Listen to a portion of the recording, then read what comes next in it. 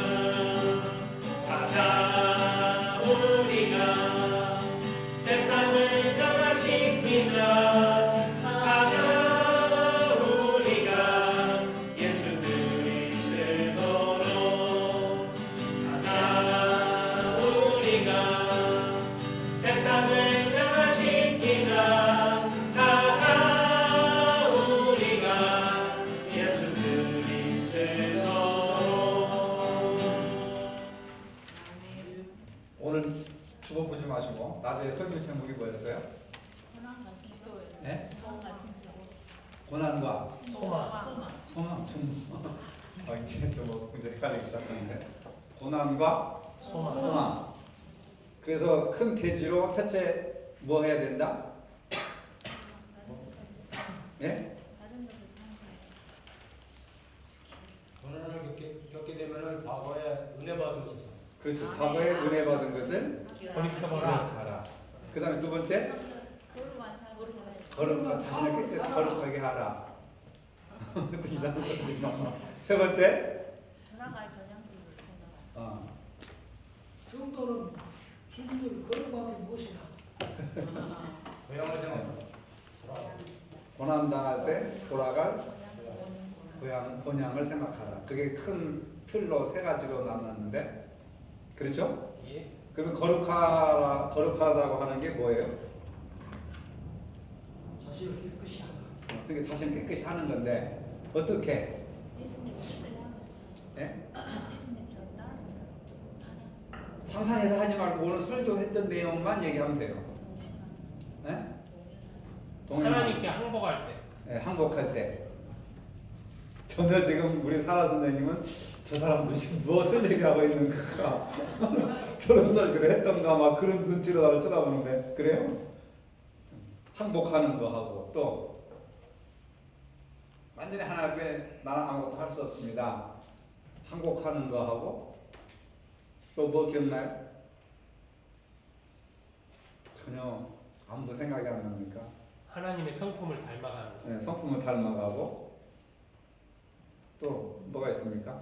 왜냐하면 이 거룩이라고 하는 것을 알고 거룩한 어떤 행실을 통해서 거룩해지는 것을 우리가 익혀야 우리가 실제 생활 속에서 거룩한 삶을 살게 되는 거예요. 많은 사람들이 죄 안 짓는 것을 거룩이라고 생각하거든요. 물론 그것도 큰 의미에서 거룩이라고 하는 개념을 생각할 수 있지만은 오늘 설교에서는 또 다른 여러 가지 이들을 얘기했는데 모든 생활에서 자기들 스스로 깨끗이 하고 네. 또 우리 상호간에 서로 아름다운 교제를 교제, 아름다운 교제. 예. 성도 간에 서로 아름다운 교제, 항복, 복종. 네. 그런 걸 통해서 성령께서 우리를 한 단계 한 단계 거룩한 삶으로 이끌어 가는 거고. 그 다음에 중국에 있던 선교사님이 계속해서 뭐라고 얘기했어요? 복음을 전하려면은 자신이 서두르지 말고 자신을 거룩하게 하라. 그러니까 세상 사람들은 우리를 바라볼 때 저 사람들이 거룩한가 거룩하지 않는가 그것을 보는 거예요. 근데 우리는 그 사람들을 교회로 데리고 오려고 하잖아요. 교회를 데리고 오는 것이 목적이잖아요. 근데 그 사람들은 만만치 않아가지고 그냥 따라오지 않습니다. 그렇죠? 우리 낚시 전문가들이 계시지만 낚싯밥을 던졌을 때 이 물고기가 생각을 하는 거죠. 내가 이걸 먹어야 되느냐 말아야 되느냐. 그렇죠? 교회 여러분들 우리가 수없이 전도를 해보지만 사람들이 안 오는 이유는 여러 가지 복합적인 문제도 있지만은 그 사람들이 단순한 물고기가 아니에요. 내가 정말 이 교회에 가도 되는가? 내가 기독교 신앙을 믿어도 되는가? 이걸 먼저 생각을 하죠. 그런데 불행하게도 그 사람들은 기독교에 대해서 긍정적인 생각보다는 부정적인 생각들이 지배적이기 때문에 섣불리 교회를 나오지를 않아요. 그래서 예수는 믿지만 교회는 안 나간다. 아주 모순된 이야기들을 하고 있는데 가만히 이렇게 돌이켜보면 예수는 믿는데 교회를 안 나간다고 하는 것이 예수에게 문제가 있는 것이 아니라 교회에 문제가 있는 거죠. 교회는 건물이 아니라 예수 믿는 사람들을 교회라고 하니까 우리에게 문제가 있는 거죠. 그렇죠? 자, 여러분 보세요. 지난 일주일 동안 부정적인 얘기를 많이 했습니까? 긍정적인 얘기를 많이 했습니까? 긍정적이요. 긍정적인 얘기 많이 했어요? 네. 구체적으로 어떻게? 구체적으로요? 어떤 면에서 어떻게 긍정적인 얘기를 했어요? 그걸 셀 수가 없지 맨날. 아니, 그 하나만. 하나만요? 오늘도 엄마랑 밥을 먹어서 행복했다. 밥을 먹어서 행복했다. 엄마랑 이야기하면서.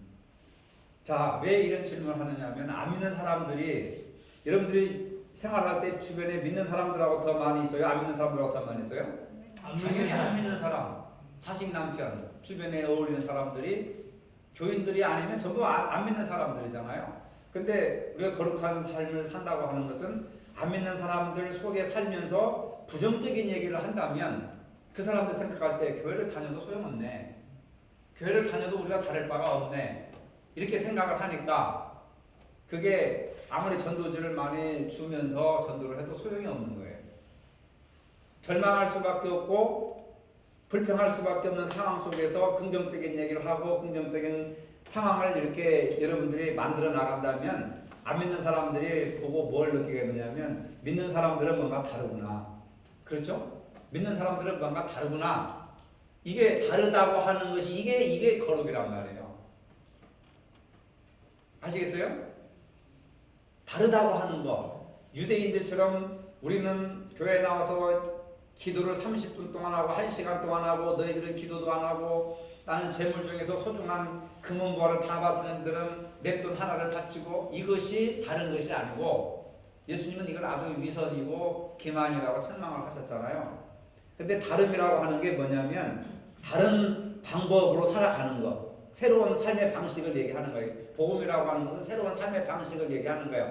그렇다고 해서 뭐 하루 두 끼 한 끼 먹는다는 것이 아니라 똑같이 하루 세 끼 먹지만은 그들이 생각하지 않는 생각을 하고 그들의 삶의 방식과 똑같은 방식이 아니라 우리는 하나님 앞에 서 있고 하나님 앞에 앉아 있고 하나님을 대면하는 사람들이기 때문에 그들과 뭔가 다른 삶을 살아야 되는데 우리가 일상적인 생활 속에서 거룩한 삶을 살기 위해서는 불평과 원망보다는 긍정과 인정, 위로, 소망을 주는 말을 해야 된다. 이게 굉장히 중요한 거예요. 복음 전도에 있어서 굉장히 그냥 예수 믿고 천국 가서 이건 아니에요. 이제는 이런 시대는 아니에요. 네. 전도지 돌리고 교회 오세요. 이런 시대는 아닙니다. 여러분들이 길가에 가면서 다른 교회에서 차를 나눠주고 전도지를 돌리는데 감동받고 이거에 가고 싶다 하는 생각이 듭니까? 안 들죠. 이거 소용없어. 귀찮기만 해. 믿는 사람들도 감동이 안 되는데 안 믿는 사람들이 감동이 될까요? 돼요, 안 돼요? 안 된단 말이에요. 자기 만족을 위해서 하는 거예요. 자기 만족. 안 하면 죄가 되는 것 같고 해야 되니까 하고 하는 거지만 정말로 감동을 줄 수 있는 것은 전도지를 내밀기 이전에 내 삶이 하나님 앞에 합당한 삶을 살아가고 다른 사람들에게 도움이 되는 삶을 갈 때에 그리고 나서 전도를 하면 그게 달라지는 거예요. 첫째는 행동을 잘그 아미나게 보여갖고 음. 그다음에 전제를 그렇죠. 아무리 저 사람 내가 봤을 때 믿는다 그런 말. 그렇죠. 그러니까 우리가 삶이 전도지. 따로 삶이 뭐예요? 전도지예요. 여러분들의 얼굴이 새성교회 전도지예요. 그렇죠.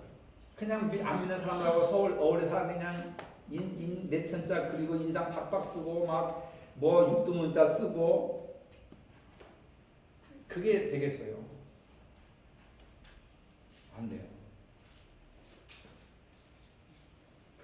그러니까 우리가 어떻게 해야 돼요? 삶이 얼굴이 내 행실이 뭐예요? 전도지예요. 전도지.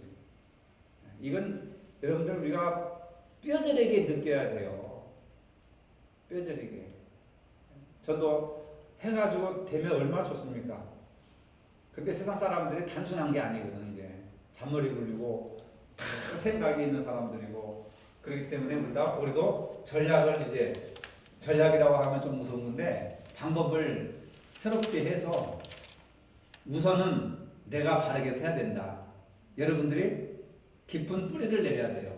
복음의 뿌리를 내리고 기도 생활하고 말씀 생활하고 성경 공부 제대로 하고 기도 생활 제대로 하고 이런 것이 전부 거룩한 겁니다. 아시겠어요? 거룩하다고 해서 죄 안 짓고 하는 것이 아니에요. 물론 죄는 결과지요. 죄 안 짓는다고 다 거룩한 건 아니잖아요. 죄가 뭐냐에 따라서 달라지는 거죠. 그렇죠? 다른 사람 소외시키는 것도 죄라고 해요. 현대신학에서는. 다른 사람 왕따시키는 것도 죄라고 합니다. 그래서 여러분들이 과거에 받은 은혜를 기억하라. 기독교는 기억의 종교입니다. 그래서 구약을 보면은 계속해서 이스라엘 백성들에게 출애굽 과정을 자식들에게 가르치거든요. 신명기라고 하는 말이 무슨 말이냐면 이스라엘 백성들이 가나안 땅에 들어가기 전에 모세가 이끌던 어른들 다 죽어버렸어요. 왜 죽었어요? 늙어서? 패스트가 걸려서. 왜 죽었어요? 늙어서. 아니요. 제우 불순종해서 불평하고 원망해가지고 나도 사람처럼 단순했으면 참 좋겠어. 늙어서 죽었다는 거야. 늙어서 죽지 사람은. 그러나 성경은 늙어서 죽은 사람들의 이야기를 써놓지 않아요. 왜? 당연한 거니까. 늙어서 죽은 것이 아니라 출애굽기를 잘 읽어야 돼요. 왜 죽었어요? 불순종해서 죽은 거예요. 불순종해서. 그렇죠? 불순종해서 죽은 건데 불순종해서 그 땅을 밟기 전에 늙어서 죽은 거 아니에요? 아니. 젊은 사람도 다 죽었어요. 네. 이래서 성경 공부가 필요한 거예요. 모르니까 질문하는 거지. 모르는 건 잘못된 게 아니에요. 이제 앞으로 저는 얘기를 안 할 거예요. 이제 30대에도 죽었고 40대도 죽었고 50대 60대 때에도 그 사람들이 불순종해서 다 죽은 거예요. 죽어서 가나안 땅에 못 들어가고 광야 40년 동안 자식을 낳았는데 그 자식들을 놓고 그 자식들을 끌고 여호수아와 갈렙이 가나안 땅으로 들어가야 되는데 들어가봤자 소용이 없거든. 이게 가르치지 않으면 소용없어요. 그래서 신명기를 기록한 거예요. 신명기는 이스라엘 그 1세대들에게 말씀을 가르치는 것이 아니라 광야에서 태어난 2세들에게 가나안 땅에 들어가서 이렇게 살아야 된다라고 하는 교육을 시키기 위해서 신명기를 쓴 거예요. 그래서 신자는 다시 신자, 새로운 신자를 쓰는 겁니다. 새로 너희들에게 율법을 말씀을 가르친다 그래서 신명기예요. 그래서 그 가나안 땅에 들어가서 이렇게 살아야 된다라고 하는 것을 가르친 겁니다. 자식들한테. 그게 바로 신명기죠. 그러니까 우리가 말씀을 배우고 또 배우고 또 배우고 몰라서 죄 짓는 것이 아니라 행하지 않기 때문에, 실천하지 않기 때문에 그것이 하나님 앞에 죄가 되는 것이기 때문에 이스라엘 백성들에게 계속해서 가르치는 거예요. 그래서 기억하게 하라. 쉐마 이스라엘, 여호와의 말씀을 가르쳐라. 그리고 지키게 해라 하는 것이 뭐냐면 기억하라는 거예요. 뭘 기억해야 되느냐? 과거에 은혜를 베풀어 주신 것을 기억하라. 그러니까 여러분들이 인간관계에 갈등이 오고 미운 사람이 생기면 그 사람과 처음 만났을 때 첫사랑을 기억하면은 첫날 만날 때부터 싸웠습니까? 미워했습니까? 아니잖아요. 그럴 수도 있다. 그런 사람도 있고 대부분 보면은 첫 만남부터 싸우고 원수되는 것은 극히 드물고 대부분 처음에는 막 좋잖아요, 그죠?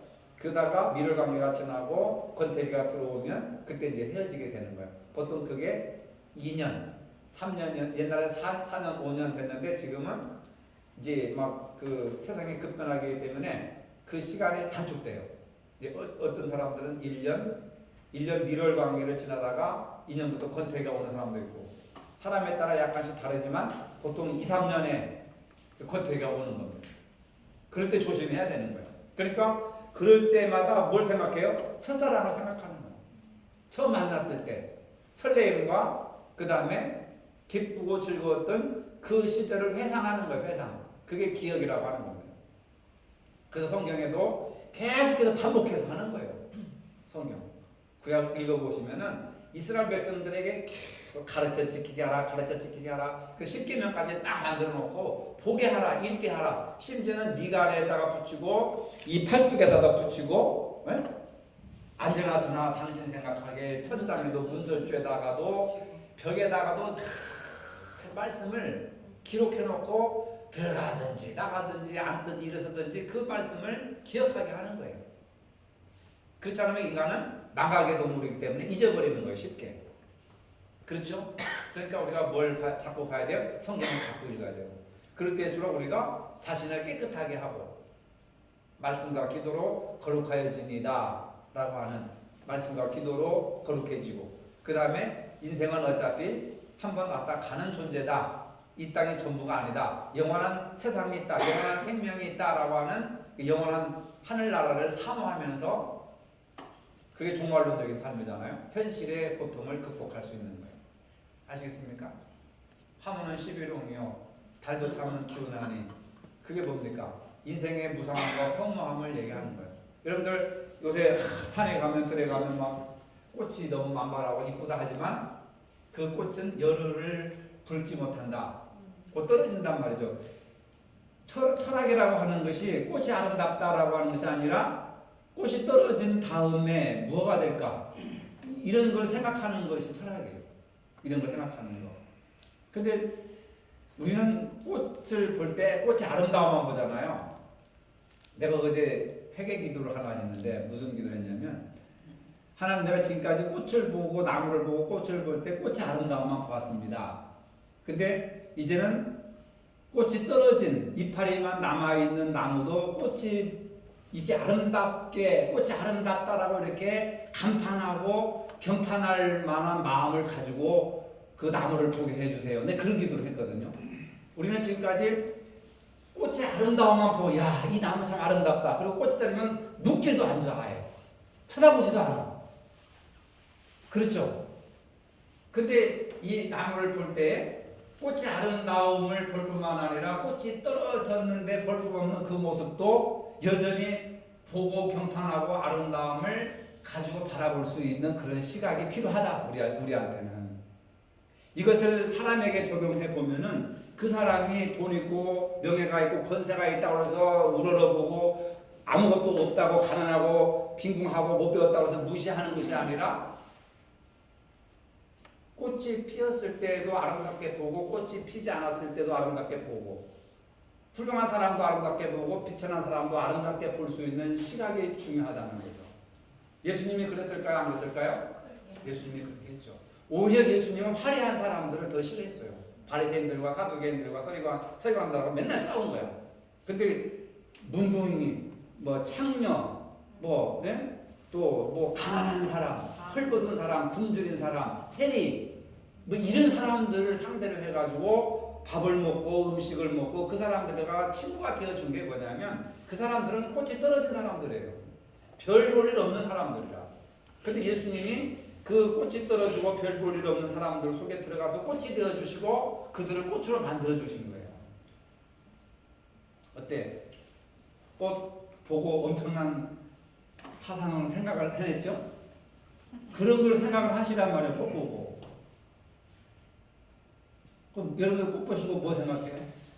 아이고, 혹시 벌써 저걸 낼까? 그런 생각이죠. 내 인생도 저렇게 되면 어쩔까? 네, 서글픈 생각들은 네? 떨어진 거 보면 서글프죠. 뭐. 나를 보는 것 같아서. 그러니까 기독교는 서글픔을 극복하는 거죠. 비극을 넘어서는 영원한 생명이 있기 때문에 이 성경 공부라든지 여러분들의 교육은 관점을 바꾸는 거예요. 생각을 눈을 바꿔주는 거란 말이에요. 성경을 저하고 여러분들 성경 공부를 오래 하면 성경을 보는 눈이 달라져요. 확실히 달라집니다. 네. 확실히 달라져요. 그러니까 여러분들 제가 성경을 읽고 해석하는 것이 좀 독특하다고 생각하지 않으세요? 일반적인 목회자들하고 달라요. 자랑이 아니라 달라요. 저도 그런 과정을 다 겪었어요. 근데 그게 전부는 아니더라고요. 그 너머에 있는 꽃을 보고 누구든지 다 아름답게 느끼죠. 그러나 그 꽃이 떨어진 별 볼 일 없는 그 나무를 아름답게 볼 수 있는 이 눈을 가져야 된다는 말이에요. 그래야 성경을 제대로 볼 수가 있고 예수님을 제대로 볼 수가 있는 거예요. 그렇지 않으면은 검은 것은 종이요 흰 것은 글씨가 되고 마는 겁니다. 관점을 여러분들이 좀 가지셔야 된다. 아시겠어요? 그러니까 제자가 되려면 누가 가장 위대한 제자냐? 예수님의 생각을 가장 많이 담고 그대로 실천하는 사람이 예수님의 제자가 되는 거죠. 그렇죠? 여러분들 예수님의 제자가 되시기를 바란다면 누구를 따라가야 돼요? 예수님을 따라가야 돼요. 나는 예수님을 여러분들에게 정확하게 소개할 책임과 의무가 있는 것이고 소경에 소경을 인도하면 둘 다 구덩이에 빠져 죽는 것이 낫다. 무서운 얘기죠. 내가 소경인데 여러분들에게 눈을 뜨게 할 수 있겠어요? 못하죠. 그렇죠? 그러니까 성경 공부는 내 눈을 여는 것이고 내 관점을 바꾸는 것이고 내 생각을 바꾸는 것이고 그래서 이 땅에 살아가면서 하나님의 백성으로 사는 것이 신앙생활이다. 그러니까 내가 그렇게 못 사는데 다른 사람 데리고 와가지고 나보다 더 악한 사람 만들어버린다면 그건 전부 안 하는 게 낫죠. 그렇죠? 그러려면 어떻게 내가 변화가 돼야 되고 내 변화가 다른 사람에게 영향력을 끼쳐서 다른 사람도 변화될 수 있도록. 그래서 바울이 뭐라고 했냐면 내가 그리스도를 본받는 것 같이 당신들도 나를 본받으십시오. 나를 본받으라고 하는 것은 결혼 안 하고 대머리 까지고 뭐 돈 못 벌고 그런 것을 본받는 것이 아니라 예수 그리스도를 위해서 목숨까지라도 내어놓는 그 복음에 대한 예수님의 열정을 본받으라 그 말이에요. 그렇죠? 여러분들이 나를 통해서 뭘 본받아요? 나 목사님한테 본받을 게 없어. 세상적으로 보면 여러분 나한테 본받을 게 하나도 없어요. 왜? 나는 땅 한 평 없는 사람이라. 통장에 돈 한 푼 모아놓은 사람이 여러분 내가 이런 말하면 목사님 거짓말하지 마세요. 나 톡 까놓고 통장 보여줄 수 있어요. 내 이름으로 된 통장 하나 있거든. 얼마나 내가 애국자냐. 의료보험을 얼마? 재산이 없어가지고 얼마 내나? 나 사탄 한 3만 원 올라가지고 얼마 돼요? 몇십만 원, 몇백만 원 되시는 분은 재산 있는 분들. 난 재산이 없기 때문에 의료보험 3만 원 잘 모르겠어요. 올랐어 하여튼. 전에 38,000원인가 32,000원인가 했는데 이제 또 아파트 산다고 뭐 한다고 또 오르더라고 해마다. 그게 뭐 재산이 없는 거죠. 그걸 본받는 것이 아니라 정신을 본받아 정신. 아시겠어요? 성경을 보는 정신, 성경을 해석하는 정신 이런 걸. 그러니까 다른 걸 본받지 말고 바울을 통해서 예수 그리스도를 본받으면 되고 예수님도 말했습니까? 공중의 새도 집이 있고 여우도 굴이 있는데 인자는 머리 둘 곳이 없다. 본받을 만한 겁니까? 망한 거죠. 왜 그게 망한 거예요? 어? 그건 뭐 망한 게 아니에요. 욕심이 없는 거지. 그렇게 해석하면 참 은혜스럽고 고마운 거고. 그러나 대개 보면은 예수님이 별 볼 일 없다. 돈이 있느냐, 땅 한 평이 있느냐라고 생각하면서, 할수 있는 사람. 그렇게 생각을 하는 분들이 많은데 또 저렇게 기특하게 생각하는 분도 우리 중에 있다고 하는 것이 자랑스러운 거죠. 그러니까 예수님을 본받는 것은 육체적인 것을 본받는 것이 아니라 그분의 정신과 삶의 자세를 본받는 거란 말이에요. 그렇죠? 그러니까 저를 통해서 여러분들이 배우려고 하는 것이 뭐냐면 어떤 세상적인 것을 가진 것, 유물을 본받을 것이 아니라 여기 있는 김은복 수사님 나보다 부자예요. 나도 집 있어요. 집도 있고 월급, 연금도 타고 뭐 한 달에 몇십만이 타고 집 있더라고 여수에. 나보다 부자예요. 당신 이름으로 재산도 있고 부자죠. 그런데 그걸 가지고 목사님 본받을 거 없다. 등 돌리면 되겠어요? 아니죠. 시장적인 것 여러분들보다도 저 밑에 나는 지하 10층에 여러분들은 막 지상 5층 6층이라면 난 지하로 내려가. 세상적으로 볼 때는 그렇단 말이죠. 그러나 성경을 읽고 보고 해석하고 예수님을 전하는 데는 여러분들이 나한테 배워야 되는 거잖아. 그걸 배워야 되는 거야. 다른 거 배우지 마시고 예수 그리스도를 닮아가려고. 제가 왜 책을 그렇게 많이 사놓고 읽느냐면은 나보다 훌륭한 사람들에게 내가 배우려고 하는 거예요. 그들을 통해서 예수를 배우는 거죠. 철학을 배우고 문학을 배우고 사회를 배우고 경제를 배우고 정치를 배우고 그래서 결국은 예수 그리스도께서 이루시고자 했던 나라가 이런 나라였으니까 배우는 거죠. 목사가 됐다고 해서 난 다 알아 그러면은 여러분들보다도 떨어지는 수준을 가지고 있을 거예요. 그러니까 뭐예요? 배우는 거예요. 배우는 거. 배워서 남주자. 따라서 배워서 남주자. 배워서 남주자. 예전에 뭐라고 했으니까 배워서 남주나? 근데 이제는 배워서 남주자. 저는 그런 주장입니다. 배워서 남을 줘야 바빠서 못 따라오는 사람들에게도 같이 이렇게 공유하는 거잖아요. 지금은 공유하는 시대입니다. 나누는 거예요. 예수님이 제일 먼저 내가 내 몸이다, 내 피다 하면서 나눠주셨잖아요. 그게 공유예요, 공유. 초대교회는 그래서 배고픈 사람도 없고 굶주린 사람도 없고 왕따 당한 사람도 없이 모두가 다 음식을 가져와서 같이 먹고 마시면서 교제한 거예요. 그게 사도행전 2장 42절 이후에 나오는 말씀입니다. 모이면서 떡을 떼고 같이 음식을 먹고 그러니까 교회가 막 부흥되는 거죠.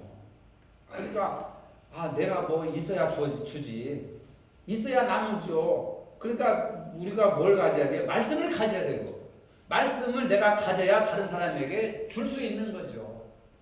전도지 한 장 탈락 쳐가지고 그 사람이 예수를 만나느냐? 절대로 안 올시다. 그렇죠? 말씀을 가지고 있으면 그 말씀을 가지고 살아갈 때에 세상 사람들이 저렇게 살아가는 거구나. 예수 믿는 사람들은 뭔가 다르다. 저렇게 살아가야 된다 하고 우리가 나타내는 말씀을 그 사람들이 본받기 위해서 교회를 오는 거죠. 그러니까 뭐 자식 자랑하지 말고 뭐 재산 자랑하지 말고 네? 우리보다 안 믿는 사람들이 부자가 더 많이 있잖아요. 근데 뭐예요? 행복하게 살아가는 권사님 말씀하시면 마음의 부자 행복하게 살아가고 건강하게 살아가는 그런 것들을 줄 수 있는 사람들이 돼야 돼. 오히려 안 믿는 사람들이 믿는 사람들 걱정하더라니까. 왜 믿는 사람이 저래? 수준이 저거밖에 안 된다고. 그래서 본이 되겠습니까? 안 되죠. 안 믿는 사람이 믿는 사람을 걱정한다니까. 옛날에는 교회가 세상을 걱정했는데 요새는 세상이 교회를 걱정하잖아요. 심각한 문제입니다. 주객이 전도되어 있는 거죠. 자, 오늘 말씀을 이 페이지 한번 보세요. 이 페이지 4번. 다윗이 지금까지 하나님에 대해서 엄청난 핵폭탄 같은 신앙 고백을 했는데 우리가 역대상 29장 10절로 12절 이런 거 아예 그냥 달달달 외우세요. 아주 뼛속까지 다 주께 속하였나이다. 나는 주의 것입니다. 만물의 머리가 되십니다. 주께로 말미암고 만물의 주제가 되시며 주의 손에 있나이다. 내 것은 아무것도 없습니다. 주여 나는 아무것도 아닙니다. 정말 이 기도가 그냥 저 영혼 밑에서부터 간절한 마음으로 끌어올라야 돼요. 하나님 아시지 않습니까? 나는 아무것도 없습니다. 나는 아무것도 아닙니다. 이 순간에도 하나님의 내 생명 걷어가시면 나는 그냥 갈 수밖에 없습니다. 현실적으로 이걸 여러분들 고백을 하셔야 돼요. 고백을. 근데 돈이 많은 사람들은 돈이 아까워서 못 죽지. 재물이 많은 사람들은 재물이 많아가지고 아까워서 못 죽지. 고통스러운 거예요. 근데 하나님이 오라 그러면 안 갈 수, 버틸 수 있어요? 있어요, 없어요? 버틸 수 있어요, 없어요? 없죠. 심장마비로 많이 돌아가시대. 심장마비로. 젊은 사람들 보면은 심장마비. 여러분들 밤에 조심하셔야 돼요. 심장마비가 그냥 어떻게 못 일어나. 어떻게 이러시대?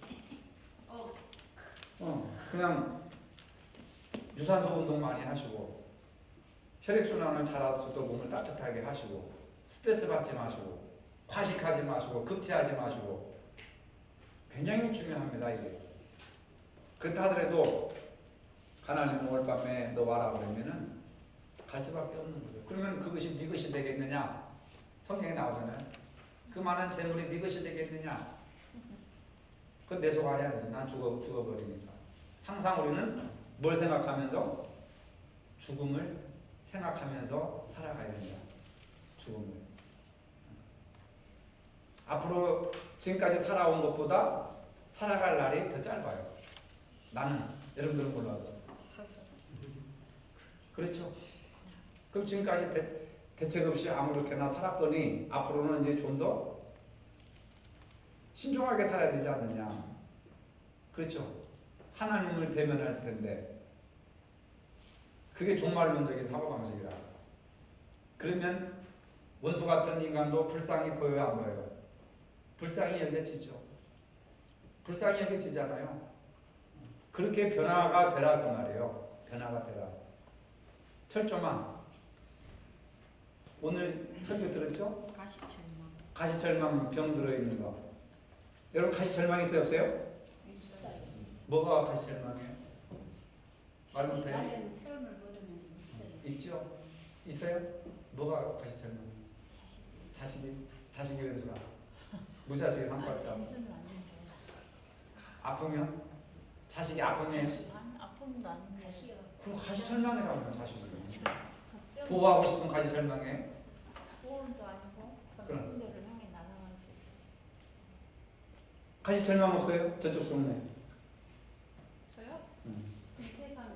미사장이 가시철망이야? 네.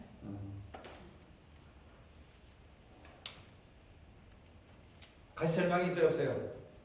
있죠? 있잖아요. 남편일 수도 있고 자식일 수도 있고 아내일 수도 있고 또 보기 싫은 여러분들 친구일 수도 있고 물질일 수도 있고. 목사님 가시철망 뭐예요?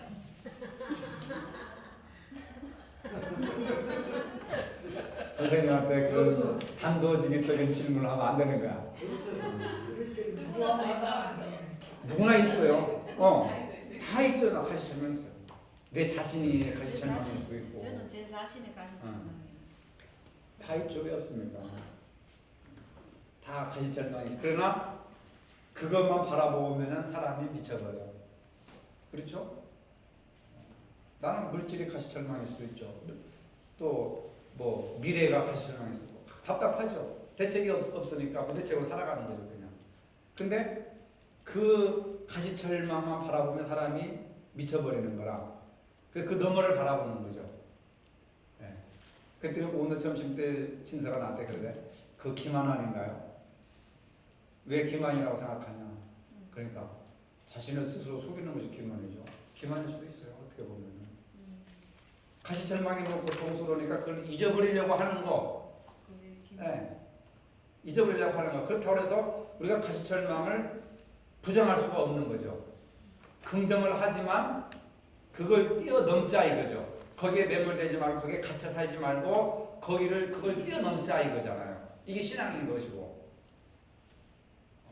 예리하더라고. 자기 기만 아닌가요? 자기 기만일 수도 있죠. 왜 가시철망을 뚫고 나가지 못하고 그것을 뛰어넘어야 되느냐 이 말이에요. 그건. 근데 우리는 가시철망을 뚫고 나갈 수 있는 힘이 약한 거예요. 니체 같으면 가능해도 우리 일반적인 사람들은 그걸 끊고 나갈 수가 없어요.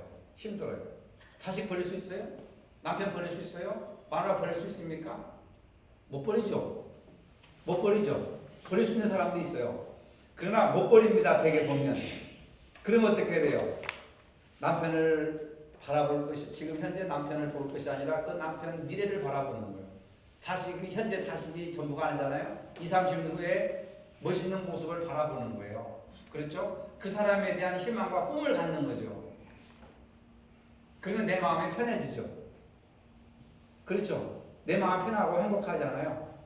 그게 맹철하게 말하면 자기 기만일 수도 있지만 어떻게 보면은 현실의 답답함을 뛰어넘는 극복할 수 있는 하나의 방법이 될 수가 있는 거죠.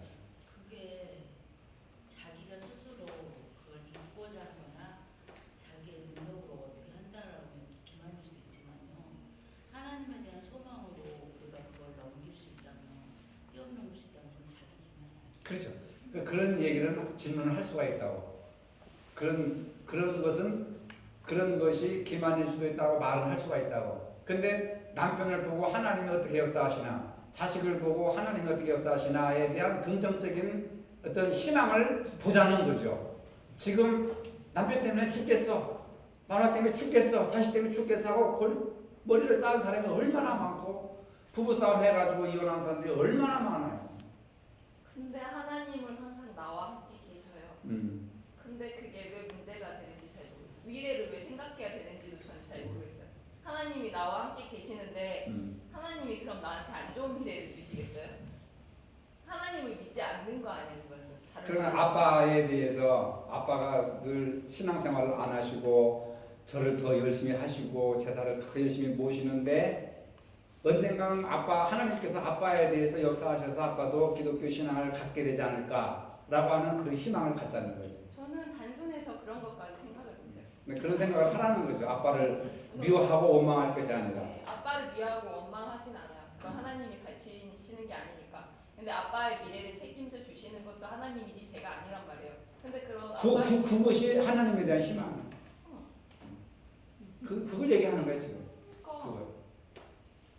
그걸 얘기하는 거라니까. 그걸 얘기하는 거예요. 지금 아빠의 모습이 전체가 아니란 말이에요. 언젠가 하나님께서 변화시켜 주실 것이다 라고 하는 희망을 보는 거죠. 아빠가 현재의 아빠를 넘어서 보자는 거지. 하나님이 어떻게 개입하시고 역사하시나. 이해가 되죠? 이해가 되죠? 그러니까 여러분들 자신에게도 절망하지 마시고 앞으로 언젠가 나도 하나님께서 놀랍게 역사하실 것이고 더 큰 일을 행하시고 더 아름답게 행복하게 해주실 것이다 라고 하는 자기 자신에 대한 믿음과 희망을 갖자는 거죠. 나는 이제 60대에 들었으니까 나는 이제 아무 힘도 없고 아무 능력도 없고 나는 아무것도 할 수 없어 하고 좌절하고 절망하다 보면 병에 걸리는 거잖아요. 그렇지만 내가 60세지만 하나님이 모세를 통해서 아브라함을 통해서 80세에 막 75세에 들어서신 하나님께서 나의 인생을 만져주시고 나에 대한 계획을 가지고 계신다면 나도 노후에 얼마든지 아름답게 하나님 앞에 쓰임받을 수 있다. 하나님 앞에 열심히 일할 수 있다. 라고 하는 자기에 대한 희망을 바라보자는 거죠. 내 나이가 어때서? 이것도 바로 그런 거예요. 내 나이가 어때서? 그러니까 나이라고 하는 가시철망에 이렇게 갇혀있지 말자는 거죠.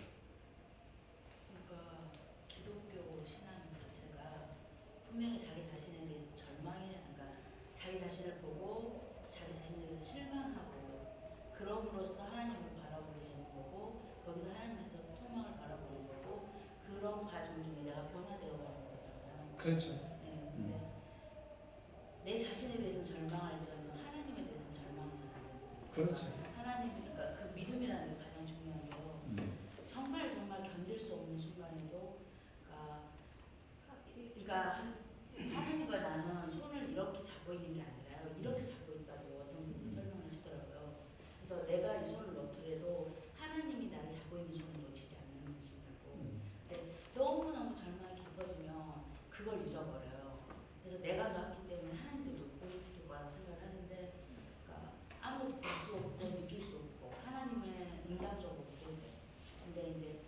그런 과정 중에서 그 연단회를 통해가면서 하나님에 대해서 알아가고 신뢰가 쌓여가고 그리고 그런 것 같아요. 그러니까 자기를 넘어서 하나님을 바라보는 거예요. 자기로 머물러 있는 것이 아니라 가시철망 속에 갇혀 있는 것이 아니라 그 너머에 새로운 하늘을 바라보는 거예요. 스데반도 그랬고 그 다음에 사도 요한도 그렇고 사도 바울도 그랬고 내가 오늘 설교에서 예와 들었던 모든 분들이 자기 현실을 바라보는 것이 아니라 하늘나라의 소망을 바라보는 거예요. 자기 너머를 바라보는 거예요. 기독 모든 인간은 희망의 존재예요. 희망적인 존재라고. 여러분들이 믿음, 소망, 사랑 이 세 가지는 항상 있을 것인데 믿음, 소망, 이 소망이 뭐냐면 희망이에요. 요한 같은 경우는 바울은 믿음으로 구원받는다고 했지만 요한은 희망으로 구원받는다고 말을 많이 해요. 요한 1서, 2서, 3서에 보면 소망이 당신을 구원할 것이다. 소망. 굉장히 중요한 겁니다. 베드로도 소망을 굉장히 많이 강조하고 부활이라고 하는 것도 소망이죠, 사실. 영생에 대한 소망. 그러니까 여러분들이 지금을 바라보지 말고 지금의 여러분이나 지금 환경을 부정하자는 게 아니에요. 부정하면 기만이 될 수가 있어요. 그러나 가시철망을 보면서 현실을 보면서 나의 약함을 보면서 그 다음에 그 너머에 하나님의 손길을 바라보는 거죠. 동시에 두 가지를 바라보는 거죠. 잊어버리자는 건 아니에요. 잊어버린다면 기만이 될 수가 있죠. 인식하되 소망을 가지고 바라보자. 아시겠어요? 사람에 대한 소망, 여러분들 자신에 대한 소망, 우리 새성교회에 대한 소망도 마찬가지로. 이해가 되십니까? 어떤 성품을 가지고 계시는가? 시편 90편절에 보니까 하나님은 산이 생기기 전에 땅과 세계도 조성하시기 전에 영원부터 영원까지 하나님이십니다. 내가 태어나고 하나님이 존재하는 것이 아니라 내가 태어나기 이전에 산이 생기기 전에 땅과 세계도 조성하시기 전에 내가 어머니 뱃속에서 수정되어 가지고 어린아이가 되기 이전부터도 하나님은 영원부터 영원까지 하나님이십니다. 그러니까 하나님은 측량할 수 있어요. 측량할 수 없습니다. 측량할 수가 없어요. 그리고 에레미야 23장 24절에 하나님의 성품은 천지에 충만하신 자. 여러분 온 우주에 하나님이 충만하시다는 거예요. 아시겠습니까? 하나님이 온 우주에 천지, 하늘천까지 하늘과 땅에 충만하신 자. 이 감격이 막 밀려와 있거든요.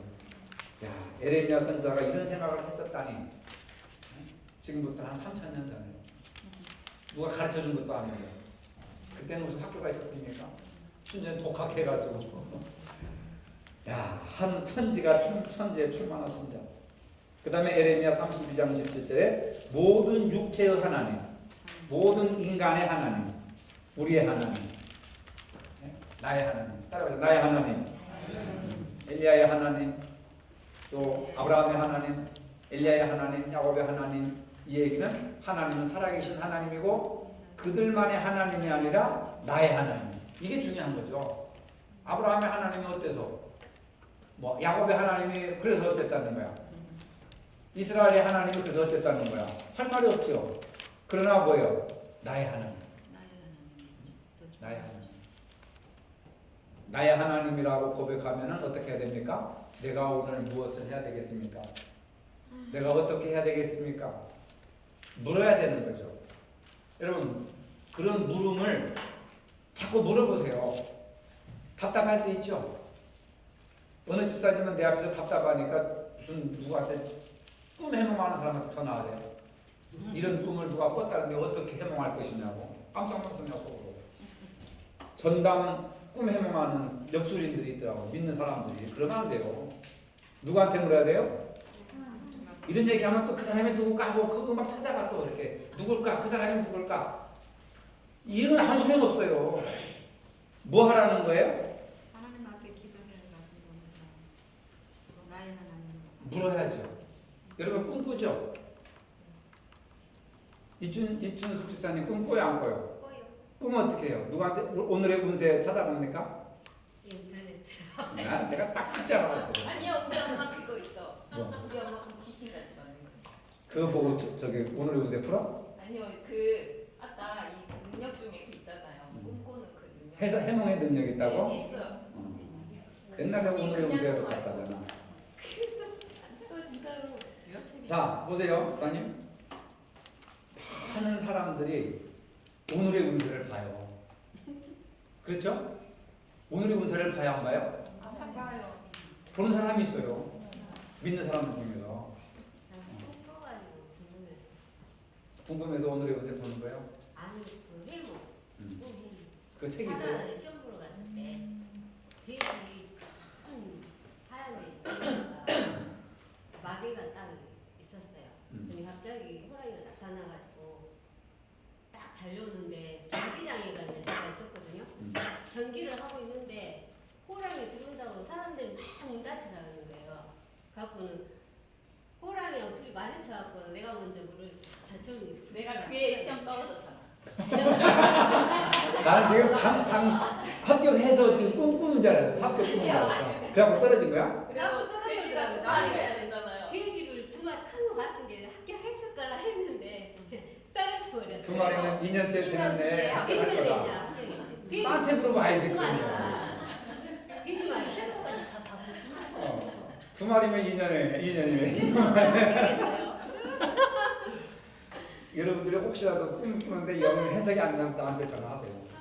딴 데 전화하지 마세요. 진짜 생생하니만 저번 아시겠어요? 시험보러 하나에 가는데 누가 내일 간다고 하는 너무 그 의자 해고까지 다 잊어버리면 잊어버려야 좋아하는 잊어버리는 게 좋죠. 중요한 건 뭐냐면은 하나님께 물으세요.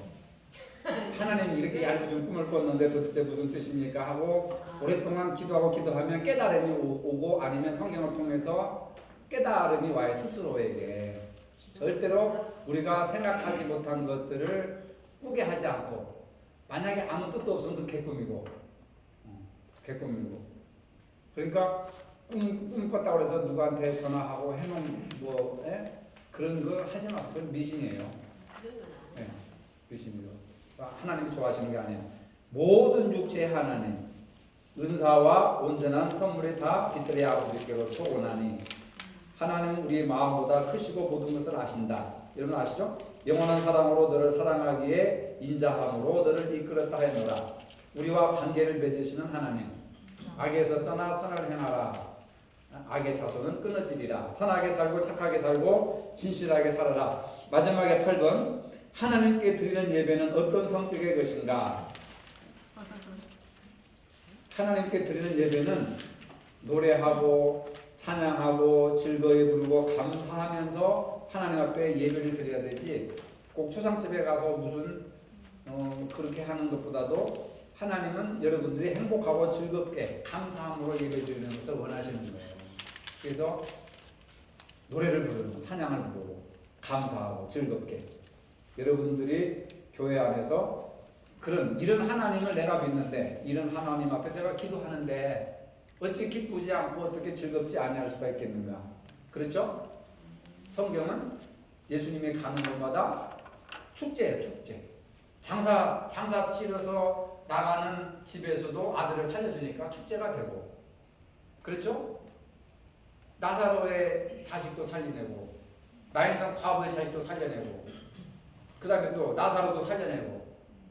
예수님은 가는 곳마다 슬픔이 변하여 기쁨이 되고, 절망이 변하여 희망이 되고, 또 여러 가지 어려움이 변하여서 기쁨과 감사가 되는 그런 삶을 살았다. 여러분들이 가는 곳마다 어떻게 돼요? 기쁘고 즐거워하고 감사하고 긍정하고 찬양하고 영광 돌리고 모든 사람들이 함께 기뻐하는 그런 삶을 여러분들이 가정에서 직장에서 사회에서 살아야 될 줄로 믿습니다. 걸어가신 주님 주일 오후에 이렇게 성경 공부를 할 수 있도록 인도해 주셔서 감사합니다. 하나님에 대해서 더 많이 알고 더 체험하고 우리 삶 속에서 하나님을 구체적으로 실천하기를 원합니다. 생각으로만 입술로만 복음을 내치고 믿음을 내치는 것이 아니라 우리 삶 속에서 삶을 통해서 나타날 수 있도록 축복하시고 우리의 삶을 통해서 안 믿는 사람들에게 본이 되고 덕이 되는 삶을 살아갈 수 있는 은혜를 더하여 주시옵소서. 예수님의 이름으로 기도합니다.